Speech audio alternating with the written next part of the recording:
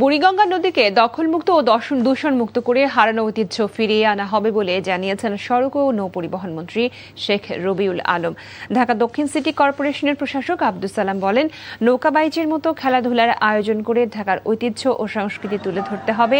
বুড়িগঙ্গার তীরে ঐতিহ্যবাহী নৌকাবাইজ প্রতিযোগিতার উদ্বোধন অনুষ্ঠানে তারা এসব মন্তব্য করেন।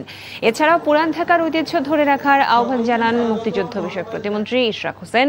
আবহমান বাংলার ঐতিহ্যকে তুলে ধরতে বুড়িগঙ্গা নদীতে আয়োজন করা হয় নৌকাবাইজ। বিভিন্ন রঙের পোশাক আর পতাকায় সেজে অংশ নেয় মোট ৬টি নৌকা। পরে প্রতিযোগিতা শেষে পুরস্কার তুলে দেওয়া হয় বিজয়ীদের মাঝে। আমি বলবো যে আজকে আপনারা অনেক কষ্ট করে অনেক দিন যাবৎ প্রস্তুতি নিয়ে এই অনুষ্ঠানটি করেছেন।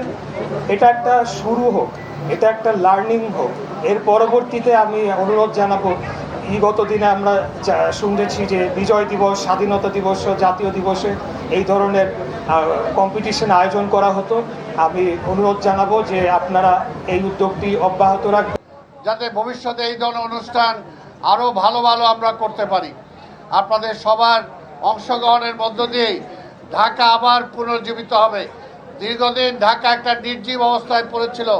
ঢাকাকে আবার পুনর্জাগরণ আমরা করতে চাই এবং সেখানে আপনাদের সবার সহযোগিতা চাই।